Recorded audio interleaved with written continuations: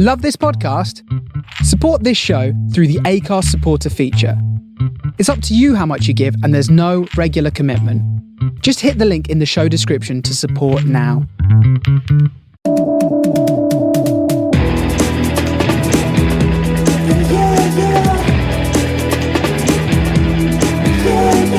This is the Apollo Audio Podcast. Welcome to the Apollo Audio Podcast. Hello. Hello, Billy. Hello, Martin. How do we do this in proper introduction? I should really do it. I am Martin Lumsden, producer, engineer, and all that stuff. And I'm with, as always, It's always the same. Billy Hills. Yeah.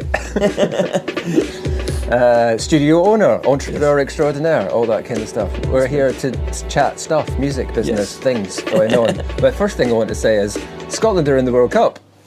And I can believe that. I didn't watch it last night, but I saw it this What do you mean morning. you couldn't believe it? So did you have to win? We had to win, yeah. It was, if a draw would have put Denmark through. Yeah. And a win would put us through. Off those two games, we knew we needed to get, 4 points. The thing that happened that was in our favour, because we got beat by Greece at the weekend. Yeah. And we needed to get a point off of them, I think, at least, and then have a chance against Denmark. But Denmark only drew against Belarus. Oh, really? So they dropped points at the weekend, which meant we could Are they take not in the them World on. Cup then, Denmark? They'd go into the playoff. So that was the game. It was whoever. If we won, we went straight through. If we lost, we went into the playoff. Lost or draw, went into the playoff. So Scotland qualified, top of the group. Last minute goals as well, weren't they? Oh, it was nuts. I only watched the last 15 minutes. It was crazy. Should we make a World Cup song? Yeah, let's do that. Yeah. But it was absolute madness. But yeah, well done, Scotland. Well done. You'll go out in the first round though. Oh, maybe not, because there's more teams this year. I'm not even going to contradict you, because you're probably right. But yeah, I mean, as they said last night, the last goal was what's his name? Kenny McLean, who plays for Norwich. He scored from the halfway line. How?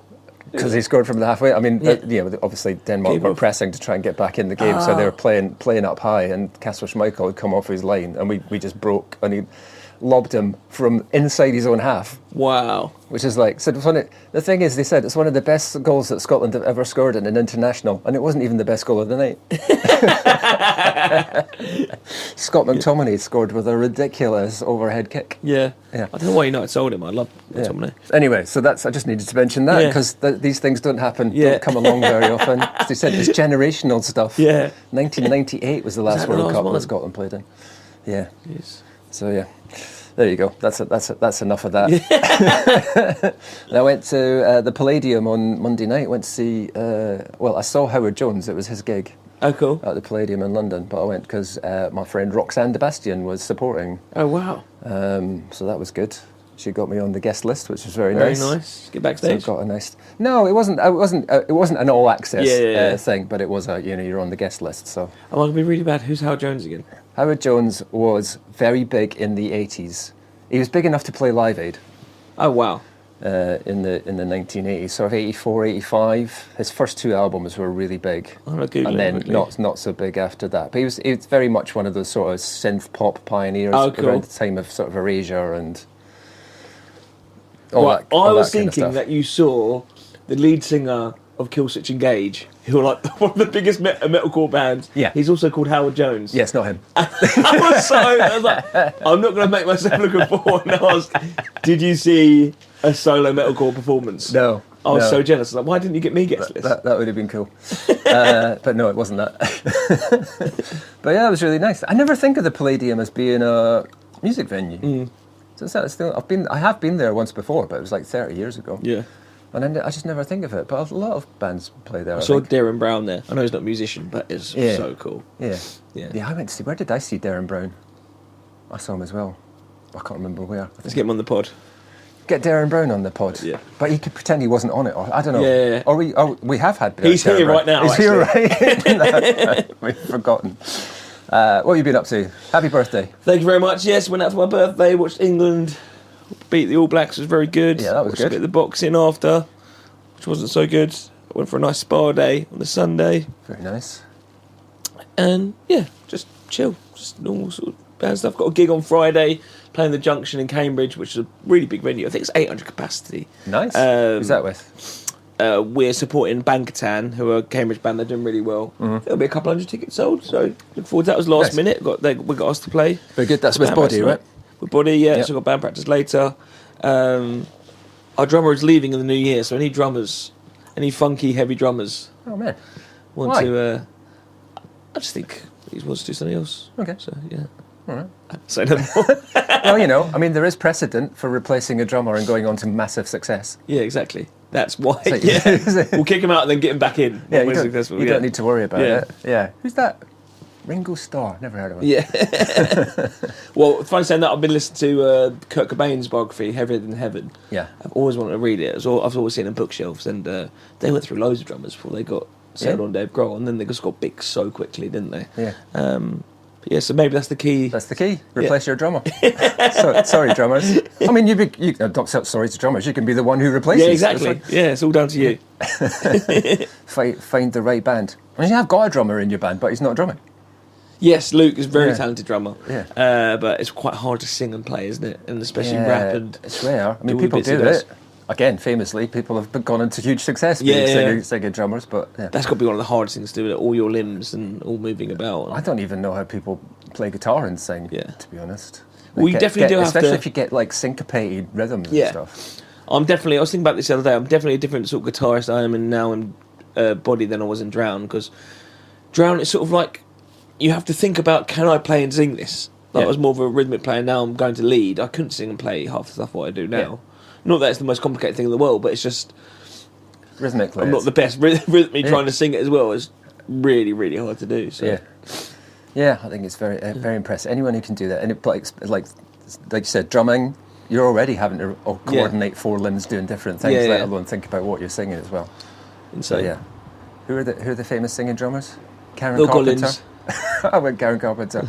I was going to go Phil Collins. Too easy. Too obvious. Who else is? There's one in the metal band. There used to be a band called Underoath where they do like double kick stuff and singing and shouting. I find that ridiculous. Who's it? Don Henley? Was he the drummer in the Eagles, I think? Yes, yeah. That was not that rare at all. It was really cool. It was very cool.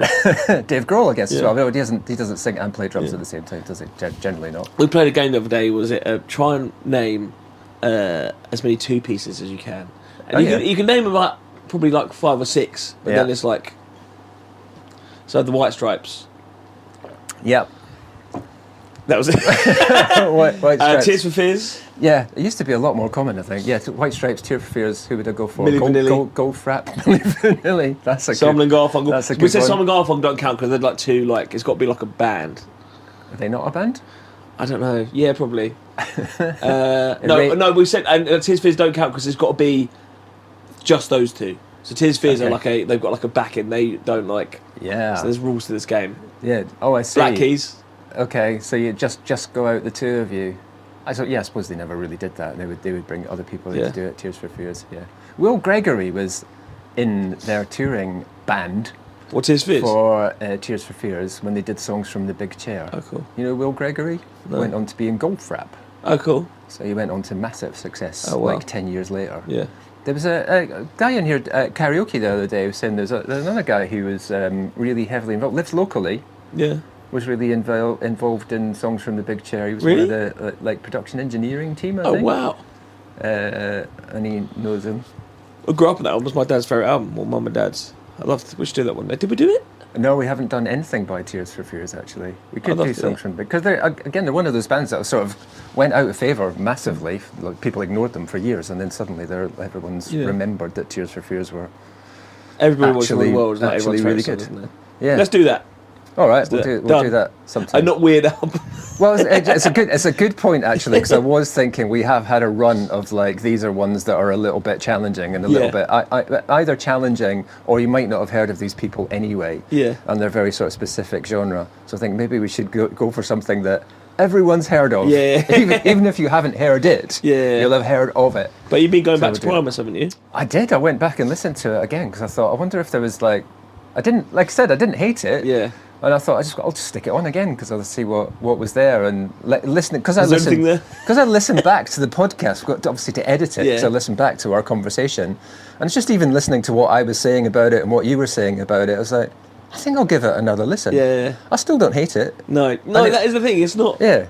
And You've got to be in the mood. I think so, yeah. It's not just for sort of casual... Is it for casual? Maybe it's just for casual listening. Yeah. It's not... These are really weird things to say. You kind of feel like, I don't put it on to, like, enjoy it. That sounds weird.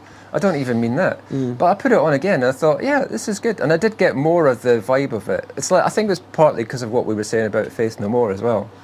That, you know, you get into the mindset of it, or you get into the feel of it, and you start to get a little bit more of it, and it just makes a lot more sense once you give it a little bit more time. I do think, especially linking to what we're going to say next, so we're doing the Cardiacs. What's the album then?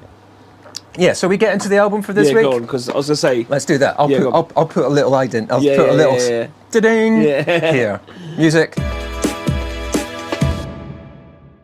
So Cardiacs, and it's their album A Little Man and a House and the Whole World Window. Yes. Which, as you I said, knew it was a little... a bit of a mouthful, as you said, yeah. So that was definitely... go on, you introduce first, because you're more of a fan, you knew of them more. So Cardiacs are a band that have been, formed in sort of early 80s, late 70s even, I think. So they're that long ago. I came across them mid-80s. Did you ever hear of a cassette called C86? Or a compilation called C86? Is that like now, that's what I call music sort of thing? It kind of was, but it came from the NME. It was a mail order through the NME. Oh, cool. So if you wanted to get this, and it was a compilation of lots of indie bands like Sonic Youth and the Mighty Lemon Drops, loads of bands that you might have heard of. Yeah.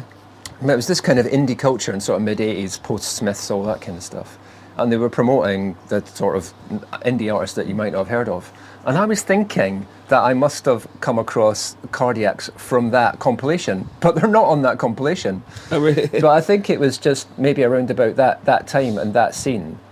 And it's one of those things that I remember really clearly was someone saying, "You've got to hear this song. It's awesome." What song was that? And it was Cardiacs. There was two that I remember. The one that I was introduced to first, I think it was this way round. The one that I heard first was Is This the Life? Which is the nearest Cardiacs ever got to an actual hit. Is This the Life? 1 sec. Is that the one? I'm wondering, is the one I saved? It was track 4. The only normal song on the album. The only normal song. I mean, and that's brilliant. kind of...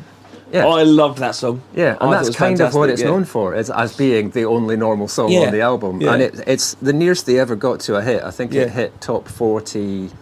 I think it got top 40 in the actual chart. It was certainly in the top 10 in the sort of indie chart when they had such a thing. And I think that's the first one that I heard. Yeah, I'd never thought of that, a little bit like The Cure, but other people have said that as well recently, that I've read, saying, oh, that's a little bit like The Cure.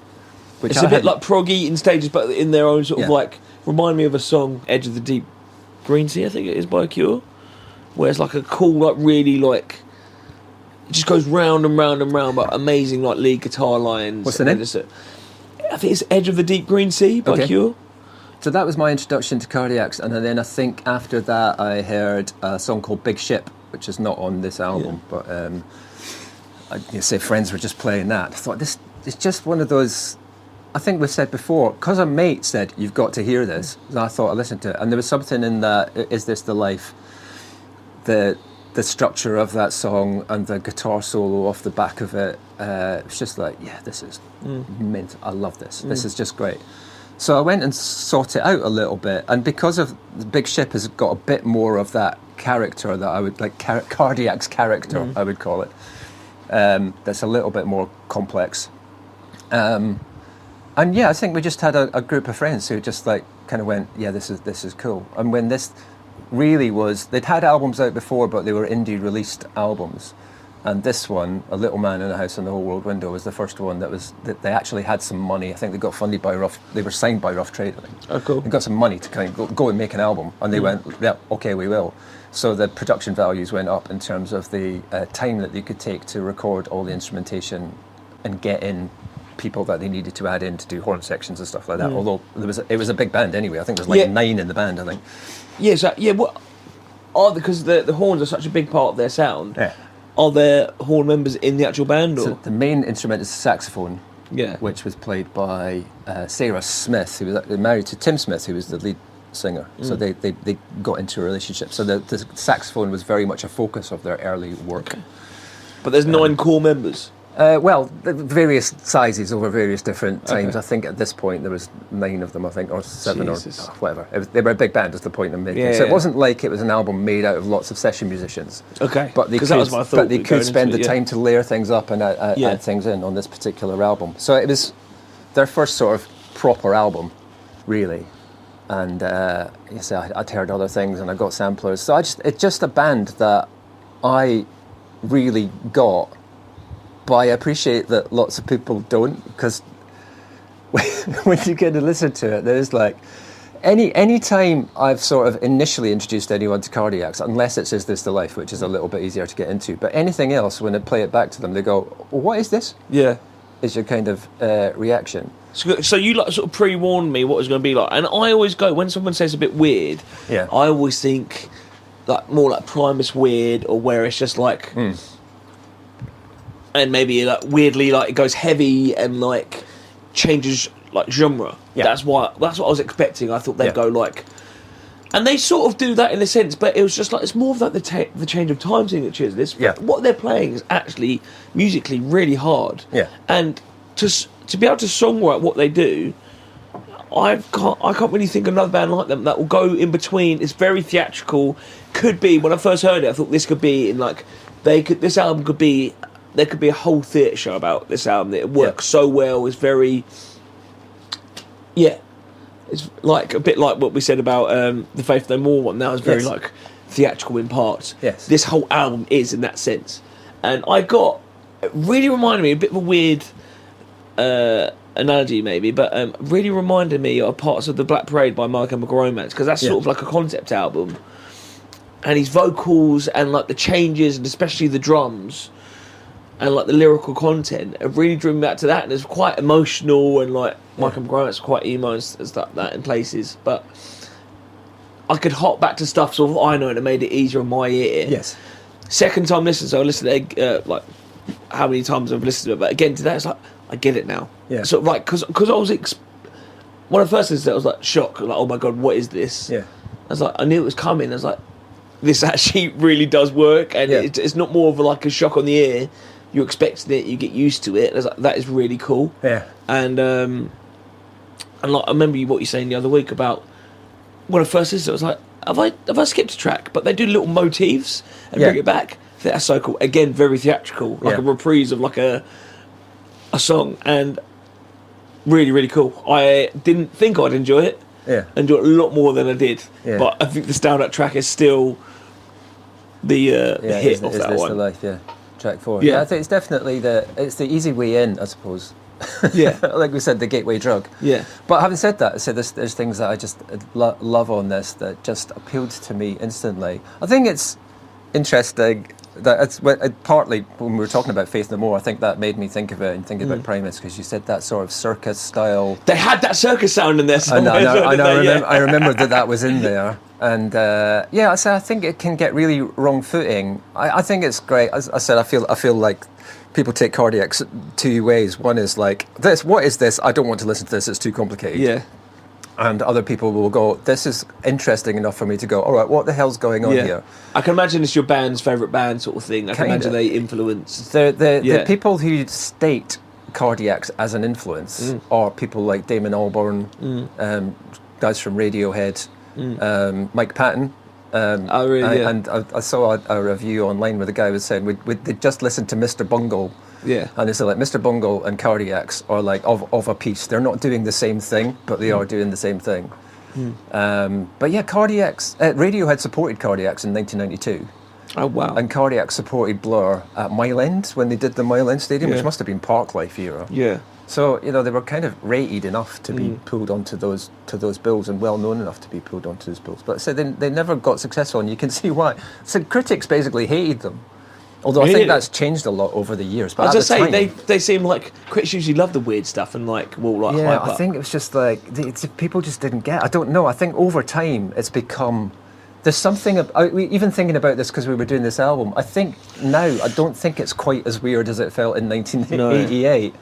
It's very punk still. Pretty punk, pretty art rock. Yeah. But I think because of the way music's gone and the things that people are doing subsequently, now it's not quite as outrageous as it was then.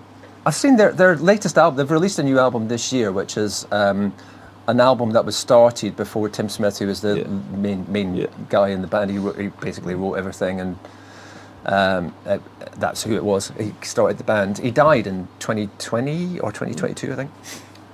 And they started recording this album, and it's taken them sort of 5 years, the rest of the band sort of get together, money and resources and effort and motivation to put this album together, which just came out this year, called LSD. I've seen it, it's on Best Albums of the Year list. Really? Radio 6 have got it as one of their best albums of the year. And it keeps popping up, so that's a bit unusual. There was things I was looking up, because I was like interested to see what other people are saying online. There was one guy said it's an offensive use of rhythm and tempo. It is. So it was a great review. Yeah. And he was putting that as a positive. He wasn't like complaining about it. He said it's an offensive use. Chaotic, drunken clown music. Literally, I couldn't put that any better. They're abusing me with time signatures. All these quotes. I don't know, just that Tim guy, the thing, is he involved with that, the time signature changes? Is that the drummer? Like, is he writing that as part of his melody? Yeah, I think the whole composition. I mean, it's interesting, like these days, we'd sort of acknowledge that it's clearly not all down to him. He's not like telling the drummer to do all that stuff. And the combination of the people in the band obviously made the songs. And I think nowadays you might have more of a kind of everyone's involved in this and everyone would be credited in a different way. I can see, like, doing it now, songwriting now, you can do a lot on Logic and GarageBand and stuff like that. But back in the day, I don't know, you might have a drum loop, stuff like that. It's not as easy just to put loads of different parts together. I think the interesting thing about that band and the way, like you said, the way those things are recorded, there's no click track involved in that. Yeah. And there are those tempo changes, but it's not because when they do speeding up and slowing down, but these are actual rhythm and tempo changes that are just introduced effectively in live performance. And you can hear them do it live. It's not like it's fake. You can listen to live versions of Cardiacs and they're identical. I bet as an engineer, that'd be a nightmare to put a click track to, wouldn't it? You wouldn't do it. I mean, partly because it wasn't a thing that you did then anyway. But none of what they were writing was anything to do with this needs to be consistent anyway. Yeah. It's very much one of the things I think I love about it. It's all so much feel. Yeah. It's just like it's creating something. But it's still tight, rhythmic. But that's so tight. Yeah, it's unbelievable the things that they're doing. Because it's like stops and starts as well that are like, and there's bars that are odd lengths and syncopated rhythms. I just love it. I don't know what even to say about it, because just going back and listening to it for this, I listen to this album quite a lot regularly. But even going back and listening to it again, it's like, oh God, this is just amazing. It's still quite fresh, isn't it? Can I be honest? I was watching some guy on YouTube who was reviewing this album live. I got a little bit teary. Oh, really? Because he'd never heard it before. Yeah. And this is like, he only did it this year. Yeah. And he was like, watching this guy's reaction and how he was describing it, I was like, yeah, that's how I felt when I first heard this. Like, this is so good, it's so unusual, it's so different, it's so clever. And I actually started to get quite emotional, thinking, people get it. Yeah. And it's like, it's because it's not my thing. Yeah. And I think there is a little bit of that with Cardiacs, if I'm really honest. Yeah. There's a bit like, we get it and you don't. And if you don't get it, you're not as good as us. Yeah. It's just fun. Yeah, people are probably scared to give it a go. Because there's not like you said, there's probably not many hits on it, like commercial hits. It's not an album of singles, definitely not. But there's the hooks on, there are definitely hooks on there. Yeah. And I've got that's the way we are though, stuck on my head. Like continuously. That's the way we all go. Yeah, and his voice is so of that time. I know he said for Midlands, but he sounds like very like 70s, like 80s. I discovered they're not actually. Kingston Kingston on Thames is where they were from. Really? Actually, yeah. Where's that?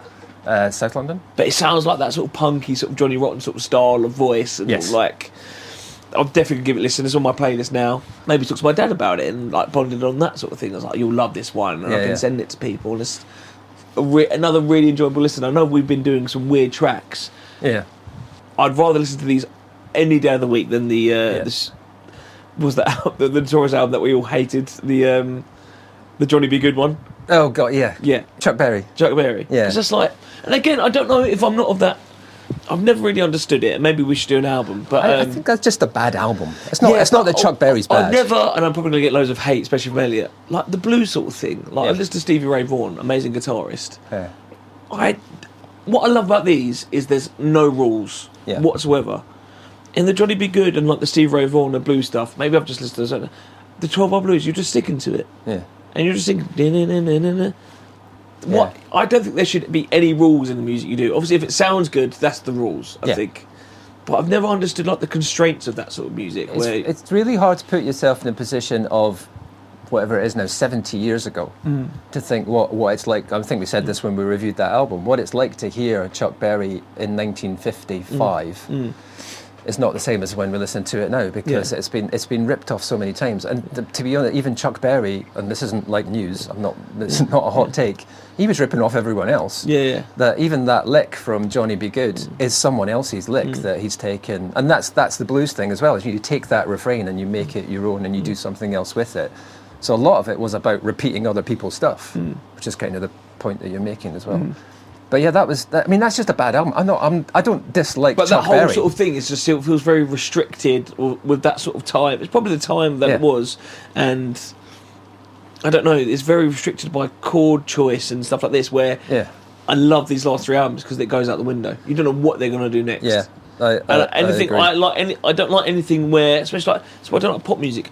I know before I've heard the chorus where the chorus is going to go.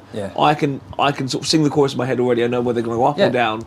I had no idea what was coming next. Yeah, you know what rhythm's happening. You know what chord sequence is going to happen. You can kind of second guess it. It's very easy. Cardiacs don't do that. But the thing, on third listen, I still know what's going on. I know, but that's kind of what I love about it. Like being wrong-footed by the time signatures and the way the melodies go. I think is what's wonderful about this album. And yet, having said that. I think initially, if you don't want to give this a little bit of time and you hear it the first time, you go, I don't know what's going on, this just seems nuts. But I think if you give it a little bit of time, it's actually, from my point of view, it's really easy to listen to. Yeah, definitely. Lots of hooks, very melodic. It's not, there's a little bit of screaming and shouting and stuff in it, but it's not like, I mean, we've said this before, haven't we? You sometimes there's vocal styles that you don't like. I just don't like the voice. But these are not weird instruments. It's not weird sounds. It's all organic stuff. It did take me, because it did feel a bit like circus music first listen. Some of the instrument choices, and it's not on every single bit and all the time. But when it does go mental, it goes mental. You've got you do feel like you're at a fair or something like that. And like the instrument choice, but it becomes part of their sound. So your ear gets used to it, and epic. Some of it is epic. In the best possible sense. Like, it's just really sort of emotional stuff. I just don't know how they've gone from like they've written like 9 really weird tracks. Well, not really weird, it's their sound, and then they've got that 4th track on the album's like, let's just do a straight up sort of rock song now. It's like, that's almost weird. That's the weird one on the album.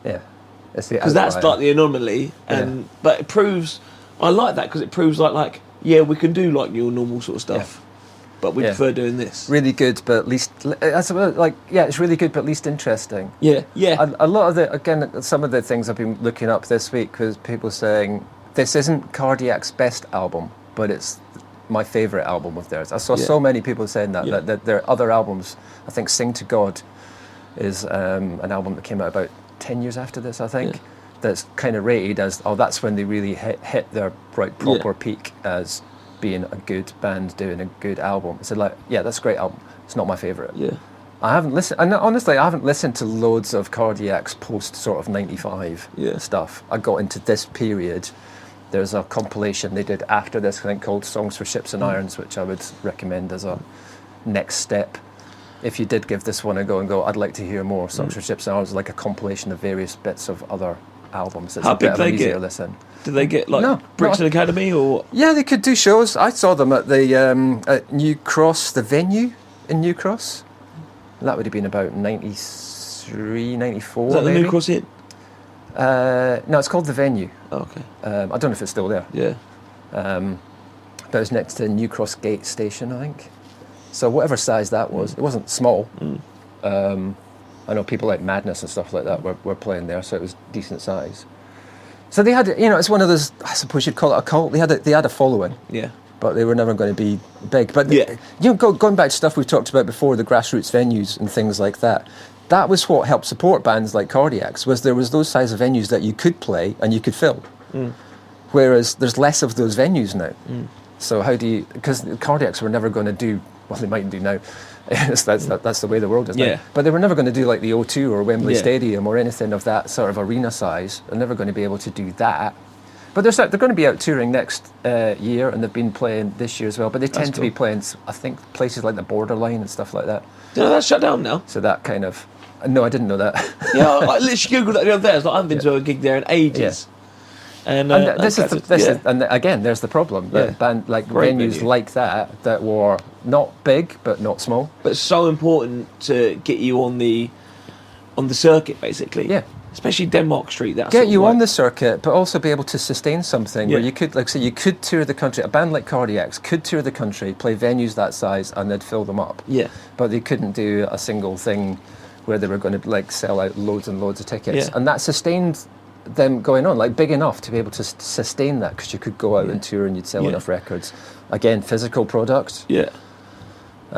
Just a side issue. I saw that like one of the things that didn't help the band actually, that might have helped them break, was they had an album ready to go on Rough Trade, and Rough Trade went bankrupt. Oh shit. And they lost a lot of money for that, and obviously that album never went anywhere because they didn't have any of the promotional stuff. Oh shit. And I think that's one of the sort of bits of the stories of Cardiacs. Yeah. It's a bit of we might have crossed over. Yeah. It's not the only time. I was watching, have you seen that Girl Bands Forever documentary? No. It's pretty good. It's on BBC.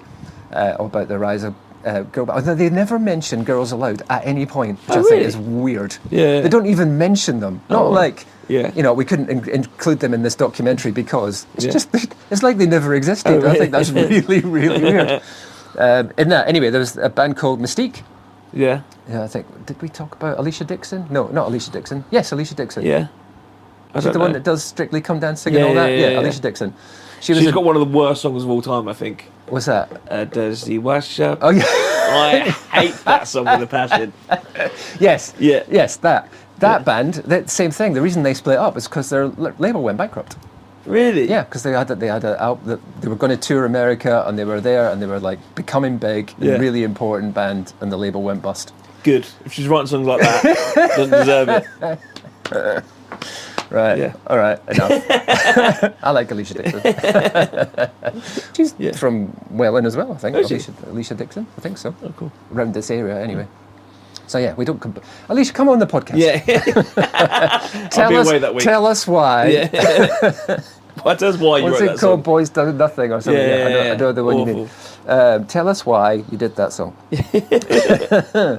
Right, you've got places to go. We should wrap up, shouldn't we? But yes, thoroughly enjoyable album. Definitely recommend it. And I implore you to listen to any of the 3 albums from the last 3 weeks. Actually, yes. If you're in a bit of a weird mood, but I think all of them you've got to listen to at least twice. Yes. You're not going to get it first time round, and I think that's with most of the music. And I think if you like it first time, it doesn't probably have the repeat value that's something that you've sort of like wanted to get into, and you start hearing stuff, especially like this. You're going to hear something new every single time on this, because there's so much going on. I think it gives you the opportunity to think about what music writing, songwriting, production, what it can actually be. Yeah. Both in terms of how you write, how you perform, how you record, how you produce. Yeah. That all of those albums have got different varieties of what that's actually about in terms of song structure, performance, creating emotion, timing. Yeah. There's everything in terms of, if you thought that like a song structure is verse, chorus, chorus. Listen to this. You'll be inspired. Listen to these things to be inspired in terms of how you can push the boundaries. That's how I'd sum it up. Nice one, man. Thank you, Martin. We'll do a big commercial album next. Yeah. Nice. Thank you. Next time, thanks for listening. That was the Apollo Audio Podcast. I'm supposed to do the wrap up. Billy's already packing up. Do the wrap up. Thanks for listening. You can find us on social media at Apollo Audio Podcast on Instagram. It is apolloaudiopod@gmail.com if you want to email us. But yeah, just get in touch, and thanks for listening. Thank you.